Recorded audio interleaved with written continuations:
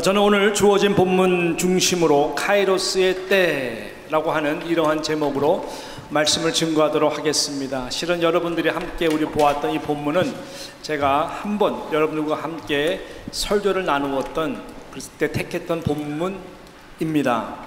오늘은 하나님 주시는 감동이 있어서 특별히 카이로스 때라고 하는 이러한 제목과 또 관점에서 오늘 말씀을 보면서 하나님 주실 새로운 은혜들을 기대하며 함께 이 말씀을 나누도록 하겠습니다. 오늘 제목이요, 카이로스의 때라고 하는 이 말인데, 여러분, 카이로스의 때라고 하는 의미는 어떤 의미일까요? 어떤 뜻으로 이 카이로스의 때라고 하는 이 단어가 사용될 수 있을까요? 여러분, 카이로스의 때라고 하는 이 단어의 의미는 첫 번째로 하나님이 하나님으로, 그러니까 하나님을 하나님으로 내가 만나는 때입니다. 개인적으로 적용해 보면 그렇습니다. 하나님을 참 하나님으로 내가 개인적으로 만나는 그 때를 우리는 카이로스의 때다 이렇게 말을 할 수가 있는 것이죠. 좀 성경적인 신학적인 표현을 한다면 카이로스의 때라고 하는 것은 하나님의 구원의 역사를 경험하는 바로 그때를 말을 하는 것입니다. 내가 평생 하나님에 대해 수도 없이 말을 들어왔죠. 하나님은 이런 분이다, 저런 분이다. 마치 욥의 고백과 같이 내가 귀로 듣던 그 하나님, 내가 평생에 귀로 듣던 하나님을 내가 이제는 눈으로 보아 알겠다라고 고백하는 바로 그 순간이 카이로스의 때다라고 하는 것입니다. 성경을 통해서 우리는 하나님에 대해 많이 듣습니다. 성경에 나오는 아브라함의 하나님, 이삭의 하나님, 그리고 야곱의 하나님에 대해서는 우리가 알죠. 카이로스 때라고 하는 것은 아브라함의 하나님, 이삭의 하나님, 야곱의 하나님이기도 하지만 그 하나님이 바로 나의 하나님이구나, 이것을 분명하게 깨닫는 그때를 저는 카이로스의 때다 이렇게 말씀드리고 싶습니다. 이런 성부, 성자, 성령의 하나님을 정말로 우리가 경험하는 그때를 말하는 건데요, 예수님도 마찬가지. 예수의 이름은 자기 백성을 저희 죄에서 구원할 자이십니다. 구원자 아니겠습니까? 그래서 예수님을 통해서 정말 내가 구원을 경험하는 그때를 가장 중요한 우리 인생 가운데 카이로스 때라고 말씀할 수가 있는 것이죠. 그리고 파라클라토스를 내가 너희에게 보내겠다, 선물로 보내겠다. 파라클라토스, 내 곁에 서서 나를 도와주시는 바로 성령을 말을 하는 것이죠. 예수님께서 말씀하신 그 성령 무한한 그 나를 위로해 줄 수 있는 평안함을 우리가 경험할 때, 하나님을 생각할 때, 예수님을 생각할 때, 복음을 생각할 때, 십자가를 생각할 때, 나 같은 죄인을 살려주신 그 놀라운 은혜의 한없는 눈물, 또 타임 투 타임 하나님이 주신 은혜 앞에 하염없는 눈물을 흘리도록 하는 그 성령님을 우리가 경험할 때에 바로 이것이 카이로스의 때다라고 말을 할 수가 있는 것입니다. 저는 이런 카이로스의 때가 우리 사랑하는 뉴욕 장로교의 모든 성도들 가운데 오늘 이 시간이 되기를 축복합니다. 여러분이 힘겨워하는 이 기간이 되기를 간절히 소망하는 것이죠. 오늘 본문에 보게 되면 제자들도 이런 카이로스의 때를 만나서 경험하는 것을 우리는 발견하게 됩니다. 본문의 결론이 바로 이들이 경험한 카이로스 때의 고백이 바로 이것이구나라는 것을 우리는 쉽게 발견할 수가 있죠. 오늘 본문 마지막 구절인 33절에 보게 되면은 여러분, 제자들이 이런 놀라운 경험 가운데 이런 고백을 합니다. 같이 한번 읽어볼까요? 시작. 배에 있는 사람들이 예수께 절하며 이르되 진실로 하나님의 아들이로소이다 하더라. 이걸 그냥 고백하는 것이 아닙니다. 어떤 모든 과정들을 통해서 진실로 예수 그리스도가 살아계신 하나님의 아들이구나, 예수님을 예수님으로서 확실하게 다시 알게 되는 그 고백, 진실로 하나님의 아들입니다. 예, 당신은 그런 분입니다 라고 고백하는 것을 우리는 카이로스대라고 말을 하는 것입니다. 자, 그렇다면 이런 성부, 성자, 성령의 하나님 예수님, 성령님을 알 수 있는 카이로스 때는 과연 언제일까요? 우리는 언제 살아서 지금도 역사하시는 그 하나님 예수님 성령님을 그 하나님의 때의 역사를 경험하고 나의 하나님으로 우리가 할 수 있을까요? 저는 오늘 한 가지 포인트로요, 오늘 본문 한 가지 포인트 집중해서 이 질문에 대해서 함께 진리의 답을 하며 여러분과 말씀을 나누기를 원하는 것입니다. 언제일까요? 한 포인트입니다. 여러분, 인생의 풍랑을 심하게 만날 때입니다. 인생의 풍랑을 심하게 만날 때가 바로 여러분 하나님이 준비하신 카이로스의 때다. 이것이 오늘 본문이 우리에게 말하는 중요한 메시지 중에 하나인 것이죠. 잔잔한 풍랑, 잘하면 폭풍 오겠는데 이 정도 가지고 웬만해서는 하나님을 그때 만나지 못합니다. 우리에게는 연약함이 있습니다. 하나님은 그렇게 원치 않아도 하나님의 마음과 달리 우리는 나름대로 삶을 대처해 나가고 살아나가는 우리 나름대로의 방법이 있습니다. 웬만한 어려움 가지고는 하나님을 만나지 못하죠. 왜? 나에게 아직 내가 이 모든 문제들을 해결할 수 있는 힘이 나에게 있다고 생각하기 때문에 그렇습니다. 이까지쯤이야 내가 나름대로 어떤 경험과 또 아는 지인들, 어떤 도움들을 통해서 이 당면한 문제를 우리는 해결하려고 노력을 합니다. 그렇게 생각하기 때문에 그 순간에도 하나님을 절실히 찾지 못하는 것이 저와 여러분의 연약한 부분이죠. 그런데요, 우리가 나중에 결론적으로 말씀을 드리면 아시겠지만 이런 인생의 풍랑의 때는 하나님의 디자인 속에 다 있는 거거든요. 그래서 미리미리 끝자락까지 가기 전에 하나님을 의지하는 것이 참 지혜고 축복입니다. 우리가 그렇게 하지 못하죠. 지금 오늘 본문에 나오는 제자들은 지금 당하고 있는 저희들의 풍랑은요, 저들의 생명을 위협할 정도의 거친 바람과 풍랑이었습니다.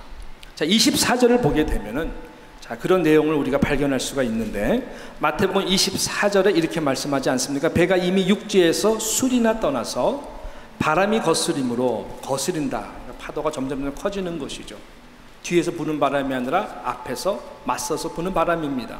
물결로 말미암아 고난을 당하는 것이, 이러다가 전복되겠다, 이러다가 우리 죽겠는데, 점점 사태가 심각해지는 것입니다. 또 이 시간의 기간은 굉장히 긴 기간입니다. 본문을 자세히 보게 되면 그것을 쉽게 발견할 수가 있습니다. 아주 긴 시간 동안에 저희들이 지금 일시적인 상황이 아니라 긴 시간 동안에 당하고 있습니다. 해가 저물기 전에 떠났습니다. 그리고 밤 4시경이라 할수가 밤 사경인 것에 대해서 말씀을 하시고, 그때 예수님 오신 그 시간까지 보게 되면은 적어도 여러분 이 저녁 바로 그 전의 시간과 그 다음에 새벽 미명의 시간이니까 적어도 제가 볼 때는 거의 10시간 정도 넘게 저들이 사경을 헤매고 있는 것입니다. 말 그대로 처음에는 대처할 수 있는 능력을 다 동원해 가지고 힘 빠질 대로 다 빠져, 말 그대로 기진맥진한, 사도 바울의 고백과 같이 살 소망도 끊어질 수도 있는 그 시간까지, 그 상황까지 저희들이 나간 것입니다. 여러분, 하나님은요, 이렇게 변장된 축복이라고 우리가 말하는 이 고난을 통해서 하나님을 깊이 만나기를 바라십니다. 그래서 고난이 우리에게 하나님 입장에서는 카이로스의 때가 될 수 있도록, 또 그 고난이 결국 과정은 힘들겠지만 결국 그 무엇보다 바꿀 수 없는 내게 주신 가장 값진 선물이었다 라고 카이로스의 때를 통과한 모든 사람들이 고백하는 그 믿음의 고백을 하나님은 저와 여러분을 통해서 받기를 원하신다라고 하는 것이죠. 오늘 본문을 깊이 보게 되면 이 고난과 카이로스 때에, 여러분 아까 말씀드린 대로 모든 이 시나리오가 우연이 아닌 것입니다. 예수님께서 굉장히 깊은 생각과 그리고 의도하신 그 바에서 나온 것임을 우리는 발견하게 됩니다. 이 본문의 뒷배경을 보고 어떻게 이 사건들이 맨 처음에 일어났는가를 보면은 알 수 있는데, 이 본문의 뒷배경의 사건은요, 바로 그 전에 무슨 사건이 나오냐면은 유명한 오병이어의 사건. 보리떡 5개와 물고기 2마리로 5,000명이나 되는 자들을 먹이고도 남는 이 놀라운 이 빈드렛의 축제의 사건이 바로 나옵니다. 자, 14장 22절부터 우리가 읽었는데 14장 21절 바로 전절에 바로 그 오병이의 사건을 마무리 짓는 내용의 말씀이 등장하지 않습니까? 어떻게 말하죠? 먹는 사람은 여자와 어린이 외에 5,000명이나 되었더라. 오병이어의 사건입니다. 바로 그 사건이 마무리되면서 22절에 이렇게 말씀하지 않습니까? 22절에 보니까 바로 나오는 단어가 예수께서 어떻게 행동하세요? 즉시. 이 오병이의 놀라운 사건을 축제할 만한, 뒤풀이할 만한, 이제 먹고 배불러서 좀 빈들에서 예수님과 좀 조용한 시간도 보내고 좀 그런 시간을 예수님은 갖기를 원하시지 않았고, 즉시 어떤 생각과 의도에 의해서 아마 제자들의 입장에서 보게 되면 의아했을 것입니다. 왜 예수님이 우리를 즉시 재촉하셔가지고 배에 타게 해가지고 떠나라 그러시지? 그렇게 하셨거든요. 즉시 제자들을 재촉하사 자기가 무리를 보내는 동안에 배를 타고 건너편으로 가게 하십니다. 23절에 보니까 무리를 보내신 후에 예수님이 하신 행동은 기도하러 따로 산에 올라가시느라 저물매 거기서 혼자 계시더니라고 성경은 기록되어 있습니다.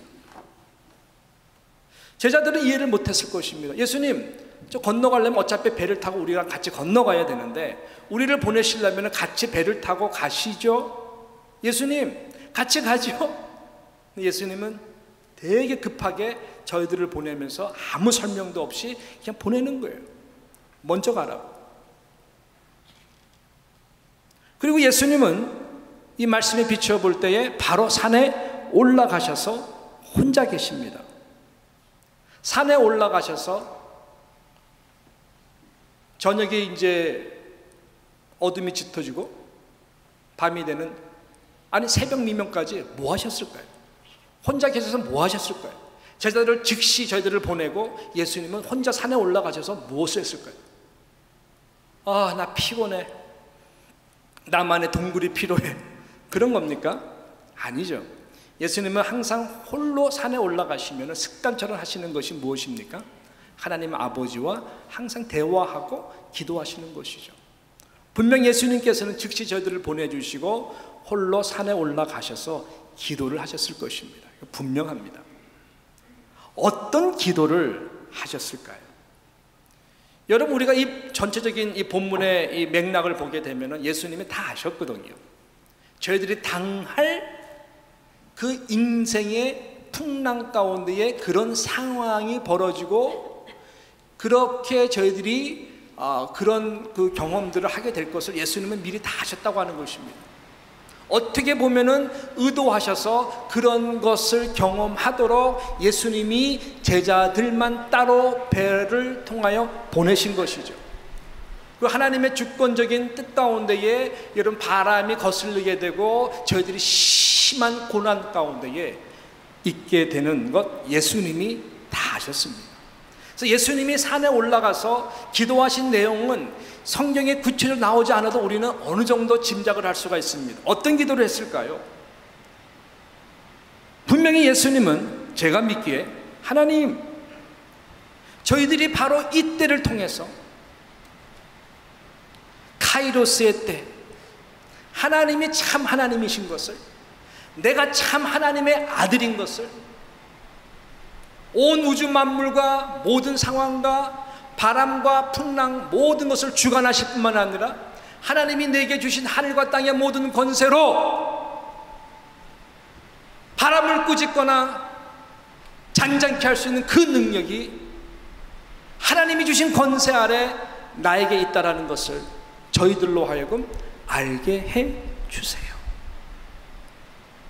내가 참 하나님의 아들인 것, 내가 참 하나님의 아들인 것을 알 수 있도록 해 주세요.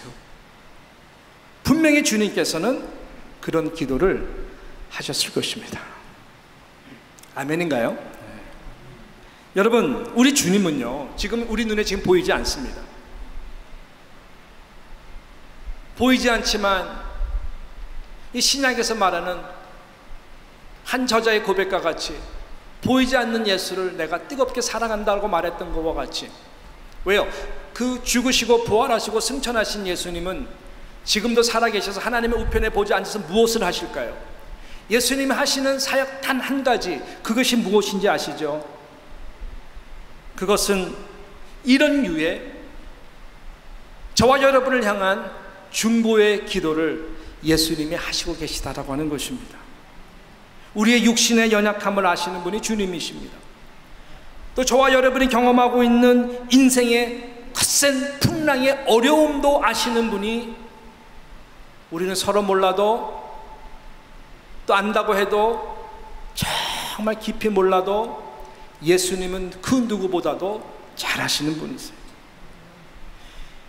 예수님은 몸소 모든 여러분이 상상할 수 있는 그 어려움을 다 체험하신 분이십니다. 우리의 인생의 아픔을 그 누구보다도 잘 아시는 분이세요. 그것을 심장으로 체험하시며 예수님은 기도 드리고 있다라고 성경은 분명히 우리들에게 증거하고 있기 때문에 우리는 이것을 믿는 것입니다. 히브리서 5장 7절, 히브리서 7장 25절에 어떻게 말씀하고 있습니까? 히브리서 5장 7절 말씀 우리 같이 함께 읽어봤으면 좋겠는데, 이렇게 성경은 기록합니다. 시작. 그는 육체에 계실 때에 자기를 죽음에서 능히 구원하실 이에게 심한 통곡과 눈물로 간구와 소원을 올렸고 그의 경건하심으로 말미암아 들으심을 얻었느니라 라고 말씀하고 있습니다. 육체에 계실 때에, 이 땅 가운데 계셨을 때에 자기를 죽음에서 능히 구원하실 이 그 카이로스의 가장 중요한 때, 하나님 앞에 눈물과 통곡과 간구의 소원을 드렸던 그 기도를 하나님은 외면하지 아니하시고 들어주신 것이죠. 그만큼 예수님도 죽을 맛으로 이 땅 가운데에서 육신의 모든 온갖 고통을 다 체험하신 분이세요. 자, 그래서 여러분 히브리서 7장 25절에 히브리 기자는 이렇게 말씀합니다. 시작. 그러므로 자기를 힘입어 하나님께 나아가는 자들을 온전히 구원하실 수 있으니 이는 그가 항상 살아계셔서 그들을 위하여 뭐 하신다고요? 간구하심이니라. 아멘. 그러한 예수 그리스도를 힘입어, 주님이 나의 고통을 아시죠? 아니, 주님은 나보다 더한 고통을 당하셨죠. 주님 나를 그래서 더 사랑하시죠. 그래서 나의 아픔을 더 이해하시죠. 그래서 나한테 예수의 이름을 주신 것이죠. 그 예수의 이름으로 그분을 힘입어서 하나님께 나아가고 기도하는 자들 온전히 구원할 수 있다라고 말씀합니다. 하나님의 카이로스의 때를 그것을 베풀어 주시면, 왜? 그가 항상 살아계셔서 그들을 위하여 간구하시기 때문에 그렇습니다. 죽을 것만 같은 고통을 우리 주님은 이 땅에서 당신이 직접 고통을 경험했을 뿐만 아니라 줄 것만 같은 우리의 고통의 끝자리 가운데에 주님은 항상 역사하도록 살아 계셔서 지금도 우리와 함께 계시고 기도하시는 분이다 라고 하는 것입니다. 할렐루야.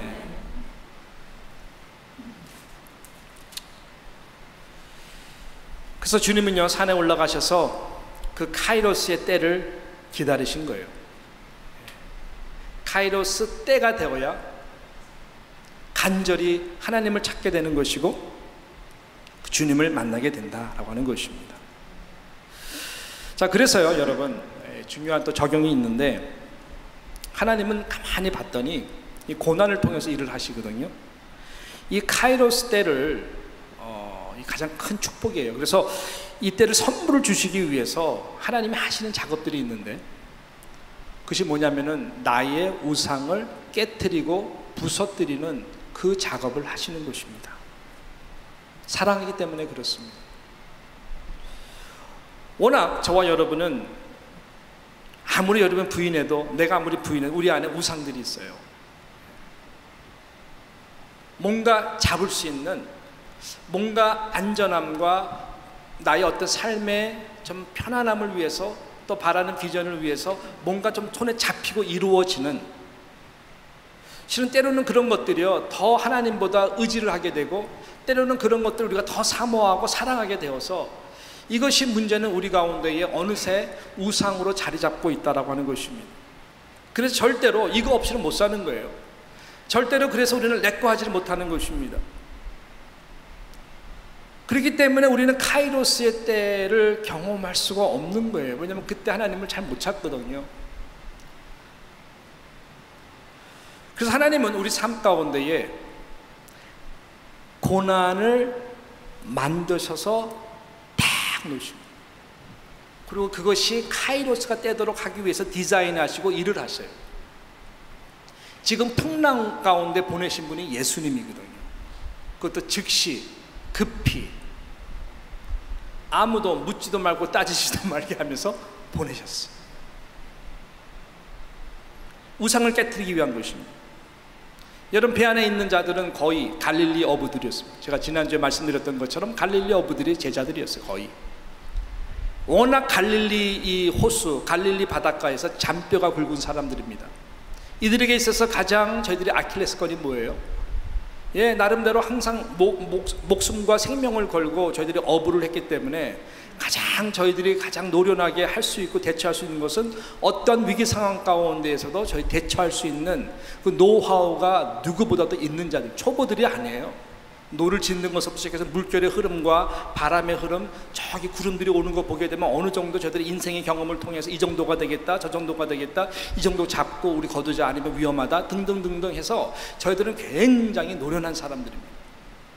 바로 그 현장 가운데에서 예수님이 바로 인간의 힘으로 도저히 감당할 수 없는 이 고난, 인생의 풍랑을 갈릴리 어부된 잔뼈가 굵은 그 누구보다도 제일 자신 있다고 하는 그 영역 속에서 여러분 백기를 들고 항복하게 만드는 것이죠. 그래서 빌리 그리함 목사님은 평생의 삶을 통해서 우리가 언제 가장 성령 충만한 시간인가, 언제 하나님의 손이 나와 함께 역사하는 시간인가, 그는 누구를 예를 들었다 그랬죠? 제가 한번 말씀드렸죠. 프로페셔널한 수영 선수. 여러분, 프로페셔널한 수영 선수가 얼마나 수영을 잘합니까? 아마 우리 특히 자매들 올림픽에 보게 되면은 수상 체조하는 거 보셨어요? 다리 올리고 똑같이 물에서 어떻게 그냥 똑같이 10명이면 그냥 자매들 똑같이 다리 쭉쭉쭉. 이거 물인지 이건 기가 막히잖아요. 또 수영 선수들이 얼마나 물에서 강철 부대 보니까는 SSU 그런 사람들 훈련의 얘기 들어보니까 아침 한 9시부터 오후 4시까지 물에 계속 있대요. 기절할 때까지 계속 물에서 있는 거예요. 그러니까요, 이 프로페셔널한 스위머들이 얼마나 물에 자신있죠. 육지보다 더 자신 있다고, 그런 사람들이 살려달라고, 나 지금 죽는다고 살려달라고, 그 순간이 하나님의 손이 역사할 수 있는 시간이다라는 그 영역에서. 근데 우리는 이 정도로 내려놓지 못하죠. 바로 그것입니다. 이 모든 영역이 그래요. 돈에 다 관심 있죠. 우리 돈에 관심 없는 사람 아무도 없어요. 여러분들이 어떤 사업을 통해서, 일을 통해서 많이 벌기 위해 일한다는 것이 주된 생각이기 때문에 그런 거 우리 다 말 안 해도 그냥 인생의 자연 법칙 아니겠습니까? 근데 이것이 너무나 우상이 되는 게 문제죠. 일만하게 뿌리가 되는 이 물질의 노예가 돼가지고 어떻게 하면 돈을 많이 벌 수 있을까? 그래서 이런저런 사업의 구상 아이디어를 가지고 밤새면서 몸을 헤쳐가며, 그러면서 그냥 이런저런 사업, 모든 우선순위가 거기에 다 몰두돼가지고 돈을 좀 벌어요. 이렇게 내가 하면은 언젠간 내가 이제 금세 백만장자가 되고 맨하탄 하이라이스라든지 뉴저지 어디 좋은 데 집을 살 수 있고 여러 가지 계획을 하면서 살아갑니다. 문제는 뭐예요? 그게 우상이 되면은 하나님이 사랑하는 자라면 그가 이걸 깨트리죠. 부도라고 하는 변장된 축복을 통해서 하나님이 깨트립니다. 왜요? 카이로스의 때를 준비하시기 때문에. 건강이 우상인 자들에게는 건강 믿고 100년 200년 살 것 같이 떵떵거리고 살다가 이것이 우상이 되면은 하나님이 어느 한순간 세밀한 그 세포에서 피가 딱 막히게 해가지고 수두룩이 온다든지 건강 치십니다. 한순간이에요. 자녀가 우상이 된 부모들, 여러분이 하나님 앞에 자녀들을 맡겨드리고 하나님이 원하시는 신앙으로 잘 양육하지 않으면, 왜? 하나님의 소유니까. 자녀가 우상이 돼가지고 부모님만 위해서 여러분 엑스펙테이션을 자녀를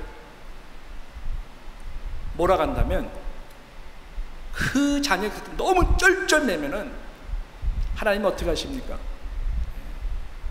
자녀를 통해서 여러분들에게 큰 아픔들을 주세요. 왜요? 그것이 여러분의 자녀도 여러분도 하나님 앞에 깨어짐으로, 그러므로 하나님의 카이로스 때를 경험할 수 있는 변장된 축복이기 때문에 그런 것이죠. 이것은 비단 평신도들만의 이야기가 아닙니다. 목회자인 저나 목회자들에게도 마찬가지입니다. 목회의 성공, 큰 교회, 많은 성도, 여러분 부흥을 인간적으로 이루어가기 위해서 할 수 있는 방법이 굉장히 많은 거 아세요, 여러분? 엄청 많아요. 수단과 방법을 가리지 않고 부흥에만 집중하라 해가지고 인간적인 방법으로 이런저런 수단으로 한다면은 여러분 교회도 충분히 몇천 명 갈 수 있어요. 쉽게 갈 수 있어요. 그것도 쉽게. 근데 이런 것이 우상이 돼가지고 부흥을 수단으로 생각하고 방법론으로 생각해가지고 목회를 해서 어느 정도 목회를 키워가지고 목에 힘 빡 주는 분이 계시다면은 하나님이 그 목회 뺏어갑니다. 깨트립니다. 완전히 철저히 바닥으로 내려가도록 하게 합니다. 하나님이 그를 사랑한다면. 이런 예를 들자면 한도 끝도 없어요. 핵심이 무엇입니까?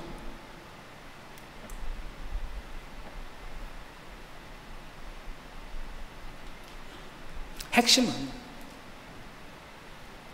하나님이 준비한 카이로스의 때를 경험하는 것이 가장 중요한 축복이기 때문에 하나님은 저런 것들을 과정을 통하여 준비하시고 때로는 깨트릴 것들은 깨트리면서 그 때를 만들어 간다라고 하는 것입니다. 여러분 정말 시편 우리가 읽으면은 이 고난에 대해서 많은 각도에서 이야기를 합니다. 인생의 풍랑이라고 하는 고난의 시간, 왜 시편 기자한테 그렇게 허락했을까요? 오가는 세대 가운데에 고난은 이런 것이다 라고 하는, 고난은 결국 카이로스 때 하나님이 과연 이런 분이다 라는 것을 우리가 알므로 하나님을 찬양하도록 고난 가운데에 만들기 위해서 우리에게 허락해 주신 시편이 말씀이죠. 그래서 시편에 보게 되면 이게 점점 고난에 대해서 이렇게 디벨롭이 되는 것을 좀 발견할 수가 있었는데요. 먼저 우리 시편 34편 우리 19절 말씀을 보게 되면 이렇게 말씀합니다. 한번 읽어볼까요? 시작. 의인은 고난이 많으나 여호와께서 그의 모든 고난에서 결국 어떻게 한다고요? 건지시는도다. 할렐루야. 의인이기 때문에 실은 우리 인생 가운데 고난이 많습니다. 하나님은 이미 다 승리하신 분이세요. 얼마 전에 아내랑 차 타고 오면서 여러분 우리는 힘들어도 얼굴이 환해야 돼. 왜냐면 아이들 때문에 때로는 기도 제목들이 있거든요. 기도 제목이 있어요. 여러분 괜찮으면 아이들 위해서 기도 항상 해주세요. 떨어져 있다 보니까 기도 제목이 있어요. 속상하죠. 근데 여러분 웃어야 돼. 왜요? 아니 왜냐면 나는 믿어. 우리 아이들이 나와 또 우리 뭐 손주들도 조금 있으면 천국에서 너무너무 행복하게 지낼 테니까 완전히 변화된 영광스러운 모습으로 이야 영원토록 지낼 거니까, 이미 우리가 그 시간에 가 있는 거니까 그래서 하나님은 우리를 보면서 이 믿음 가지라고 그러는 것 같아. 지금 부족해 보여도, 그 나이에 지금 부모님께 너무너무 속상해 보여도 하나님께서는 다 이 그림을 이미 갖고 계시기 때문에 우리한테 용기 내라고 하시는 거 아닐까? 여러분, 이것이 여보, 이것이 산소망 아니야? 우리 그런 마음으로 이 양 격려하는 김에 계속 격려하고 믿어주고 기도해 주자. 저는 그 믿어요. 네, 믿어요. 인생 결말은 다 결론됐어요. 그러니까 시편 기자가요, 의인은 고난이 많지만 결국 보니까 모든 고난을 하나님이 건져내십니다. 그렇죠? 의인의 고난이 많은 이유는 건져내시는 그 하나님, 카이로스, 하나님의 구원의 역사, 하나님이 참 나의 하나님이신 것을 알도록 하기 위한 하나님이 세트해놓은 디자인이구나, 이런 것을 알았다는 것이죠. 자, 그래서 시편 119편 67절에 보면은 이렇게 말씀합니다. 시작. 고난 당하기 전에는 내가 그릇 행하였더니 이제는 주의 말씀을 지키나이다. 이게 그런 거구나. 고난 전과 후가 다르구나. 이게 하나님을 사랑하는 자들, 고난을 통해서 하나님의 카이로스의 때를 만난 모든 자들의 똑같은 아주 일관적인 고백인 것입니다. 내가 고난 당하기 전에는 내가 그릇 행하였었어. 그렇지만 고난을 통해서 이제는 하나님을 내가 제대로 만나고 이제는 주의 말씀을 지키는 자가 됐구나, 영적으로 성장하게 됐구나, 이런 고백을 하게 되는 것이. 더 나갈까요? 더 나가면은 시편 119편 71절에 이렇게 말합니다. 그래서 시편이 이렇게 고백합니다. 71절 시작. 고난 당한 것이 내게 유익이라. 이러므로 내가 주의 유례들을 배우게 되었노라. 하나님이 어떤 분이신지를, 말씀에 있던 하나님이 내가 고난을 통해서 하나님이, 나의 하나님이 이런 분이시구나 라는 것을, 예수님이 이런 분이시구나 라는 것을 내가 배우게 돼서, 이 고난이 아니면 내가 배울 수가 없었고 그 카이로스의 때를 경험할 수 없었는데, 내 고난을 통해서 내가 참 하나님의 자녀이구나. 이 유익을 어떻게 내가 간증할 수 있을까? 할렐루야. 더 나갈까요? 119편 92절입니다. 시작. 주의 법이 나의 즐거움이 되지 아니하였다면 내가 내 고난 중에 멸망하였으리라. 내가 이런 하나님의 카이로스의 때, 이 고난이 바로 하나님의 카이로스 때를 위해 준비된 디자인이라는 것을 내가 몰랐더라면 나는 고난 중에 멸망했을 것이야. 참 인생의 깊은 평안과 기쁨과 하나님을 인하여 누릴 수 있는 이 즐거움을 내가 고난이 아니었으면 내가 못 배웠을 거야. 그래서요, 이 시편 기자는 주의 법이 나의 즐거움이 되지 아니었더라면 내가 내 고난 중에 멸망하였으리라. 고난 가운데 있다 할지라도 그 가운데에 하나님의 약속된 말씀으로 인하여 나의 영혼이 평안하고 기쁘고 즐거워하는 놀라운 기적을 그는 경험했다라고 고백하는 거예요. 이 고백이 저와 여러분의 고백이 되시기를 진심으로 축복합니다. 잠언서에서 잠언은 이 기가 막힌 또한 고백을 합니다. 잠언 15장 15절 외우기 쉽습니다. 15 시작. 고난받는 자는 그날이 다 험악하나 마음이 즐거운 자는 항상 뭐 한다고요? 잔치하느니라. 아까 말씀드린 것처럼 고난 가운데에서도 우리의 마음은 흔들 수 없고, 우리 마음에 인생의 풍랑이 아무리 많다 할지라도 정말로 우리 마음 가운데에 성령의 능력으로 즐거운 마음이 있다면 항상 우리의 마음은 잔치가 될 수 있다. 할렐루야. 저는 말씀을 이제 마무리합니다. 부재중 임재라는 말이 있습니다. 저는 이 단어를 참 좋아합니다. 부재중 임재. 없는 것 같아도, 보이지 않아도 항상 나와 함께 하시는 그 하나님, 예수님, 성령님을 말하는 것입니다. 지금 우리 주님은 이들과 함께 배 안에 있지 않는다 할지라도 여러분, 그렇지가 않죠. 아까 말씀드린 것처럼 예수님이 저희들이 고난 가운데 있을 때 산에서 혼자 기도하시지만은 그 기도의 영이 여러분 이 살아가는 제자들과 함께 있는 것입니다. 피지컬한 몸이 배 안에 있지 않더라도 이미 주님은 그들과 함께 있는 것입니다. 우리 주님은 이 모든 상황을 다 알고 계시고 기도를 하시는 겁니다. 잠시 기다리는 것 뿐입니다. 언제? 마치 물에 빠진 사람을 건질 때 힘 있을 때 건지면 같이 죽잖아요. 꼴까다, 꼴까다, 꼴까다 할 때 다 건지는 것처럼 그 구원할 수 있는 구속의 때, 카이로스의 때를 예수님은 기다리신 것입니다. 여러분, 우리 주님은 목숨을 걸고 약속하셨습니다. 볼지어다 내가 세상 끝날까지 너희와 항상 함께 있을 것이다. 지금도 살아셔서 하나님의 보좌 우편에 앉아 계셔서 저와 여러분의 이 구원함을 위해서 기도하시는 예수님. 물론 지금 시간이 밤 사경과 같이 고단의 끝자락과 같다 할지라도 그럴수록 여러분 새벽에 아침은 점점 밝아오는 것이고 카이로스 때가 바로 그때임을 성경으로 우리에게 증거하고 있는 것입니다. 성경을 보십시오. 언제가 카이로스 때였습니까? 언제가 카이로스 때였냐고요. 하나님이 살아 역사하고 구속하시는 카이로스 때가 언제였냐고요. 항상 이 밤 사경, 가장 짙은 밤 막다른 골목이었어요. 아브라함도 이삭을 드려야 되는 그 시간이 카이로스 때였어요. 그걸 통해서 그는 하나님을 경험했고 여호와 이레 하나님이 나의 하나님이구나 믿고 모든 미래를 다 맡기고 평안 가운데 잠들 수가 있었습니다. 우리 다 알잖아요. 뭐 이삭, 야곱 언제가 카이로스 때냐고요. 형 에서를 통해서 이제 죽게 되는구나. 1차 보내고 2차 보내고 3차 보내고 사랑하는 마지막에 아내까지도 다 보내고 홀로 다 약복강가에 있었을 때가 카이로스 때였습니다. 야곱이 이스라엘로 바뀌는 시간이었습니다. 하나님은 그 시간을 기다렸던 거예요.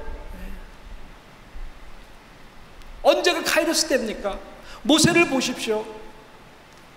고비고비들이 있었지만 바로 홍해 앞에서 200만 명이 넘는 이스라엘 백성들, 원망하는 이스라엘 백성들 앞에서 잠잠하라고.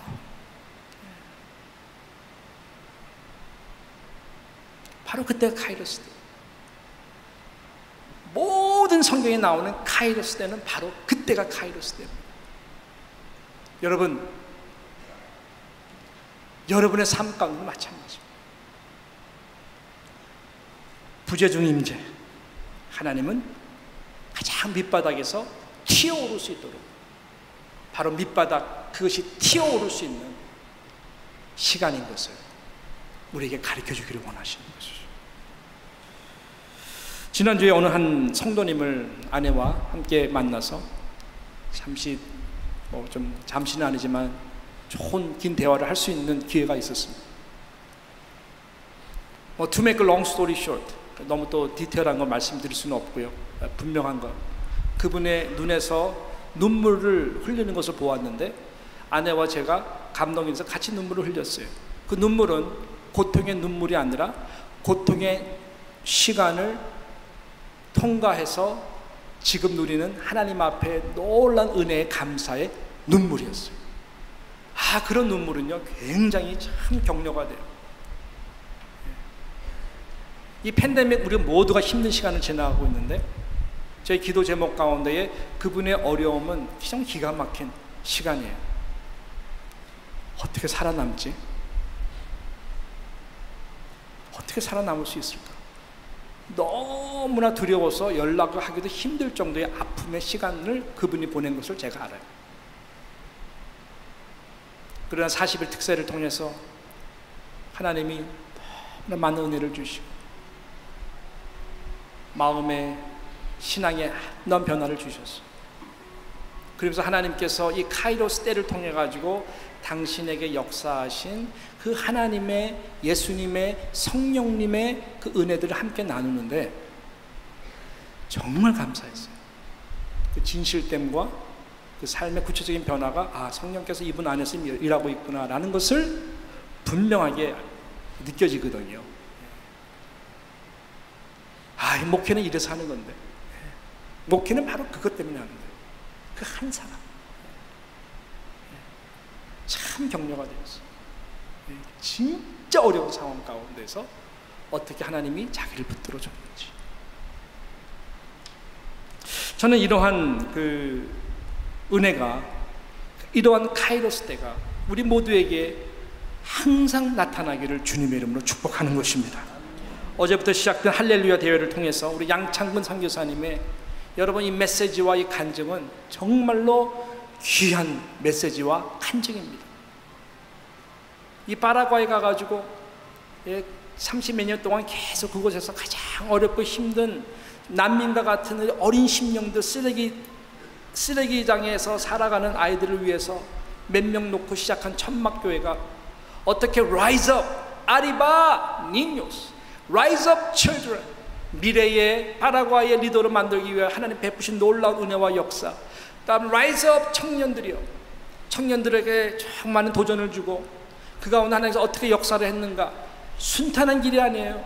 기가 막힌 어려움들, 때로는 악한 영의 공격으로 아이들이 죽어나가기도 하고 가정에 엄청난 위협을 받을 정도로 죽음의 일보 직전까지 가서 천사가 도와줘서 살아나고, 이런 여러 가지 일들을 그가 겪으면서 분명한 거, 오늘 찬송과 같이 보라 두려워 말라. 하나님이 함께 하시는 이 놀라운 이 카이로스 때를 위해서 일으키기 원하신 하나님의 그 마음에 순종하며 나가는 길이 너무나 두렵고 너무나 힘들고 너무나 지치고 포기하고 싶지만, 분명한 그 살아계신 하나님이 역사하시는 그 사명과 소명, 생명보다 귀한 것이 알아 나아가시는 그분의 간증한 모습을 통해서 어저께 참석한 모든 분들이 정말 은혜 많이 받으셨어요. 오늘 5시인데요 참석하기를 주님의 이름으로 축원합니다. 정말 그래요. 바라기니 변장된 축복의 고난의 풍란을 통해서 하나님이 디자인하신 여러분 이 카이로스의 때를 믿음의 눈으로 바라보며 만날 수 있는 저와 여러분 되시기를 주님의 이름으로 축복합니다. 기도합니다.